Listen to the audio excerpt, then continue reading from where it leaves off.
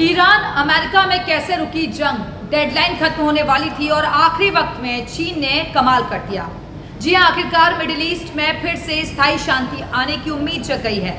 America और Iran 2 हफ्ते के युद्ध विराम पर सहमत हो गए हैं और दोनों तरफ से इसका ऐलान हो चुका है। ये फैसला उस वक्त हुआ जब राष्ट्रपति डोनाल्ड ट्रंप ने ईरान को पूरी तरह नष्ट करने की डेडलाइन खत्म होने में सिर्फ लगभग 1 घंटा ही बाकी था। जी हां, डेडलाइन दी गई थी राष्ट्रपति डोनाल्ड ट्रंप की तरफ से और उसमें सिर्फ 1 घंटा बाकी था। इस समझौते के तहत ईरान हॉर्मुज जलडमरू मध्य को फिर से खोल देगा। अमेरिका और इजराइल की तरफ से 1 महीने से ज्यादा समय तक हुए तेज हमलों के बाद ईरान ने कहा है कि वो वॉशिंगटन के साथ बातचीत करने के लिए तैयार हो गया है। ये बातचीत शुक्रवार से पाकिस्तान में शुरू होगी और जिसका उद्देश्य इस संघर्ष को खत्म करने का रास्ता ढूंढना है।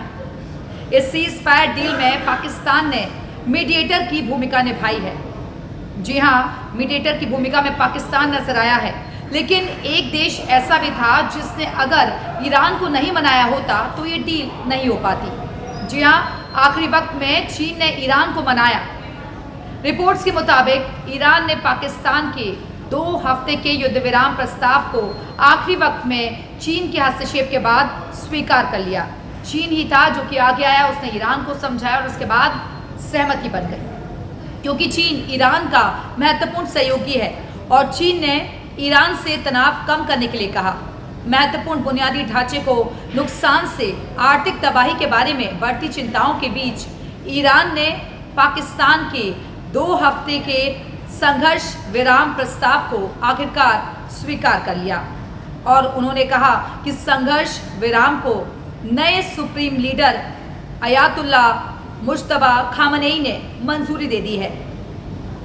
अब आइए आपको बताते हैं कि आगे क्या संभावनाएं बनती हुई नजर आ रही हैं। जी हां, आगे इसमें क्या हो सकता है।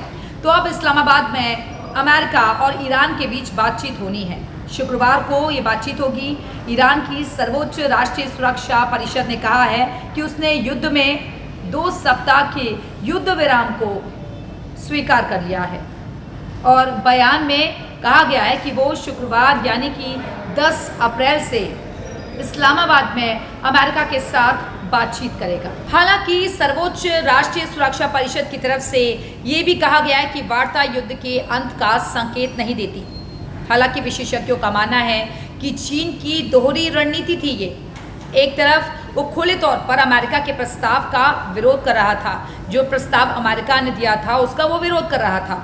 वहीं दूसरी तरफ पर्दे के पीछे, हालांकि विशेषज्ञों का मानना है कि चीन का ये दोहरा रवैया हो सकता है, दोहरी रणनीति हो सकती है। एक तरफ वो खुले तौर पर अमेरिका के प्रस्ताव का विरोध कर रहा था तो दूसरी तरफ पर्दे के पीछे शांति की दिशा में काम कर रहा था। जी हाँ, मीडिएटर की भूमिका निभा रहा था और इसका मकसद ये था कि वो खुद को एक जिम्मेदार वैश्विक शक्ति के रूप में पेश कर सके और जो संकट के समय समाधान निकालने में सक्षम है। जी हाँ, अब ये 15 दिनों तक का जो समझौता है वो लाया गया है, सीज फायर लाया गया है, लेकिन इस बीच उम्मीद यही की जानी चाहिए कि दोबारा से जब यह वार्ता की जो बात कही जा रही है इसमें शांति का कुछ नतीजा निकल सके।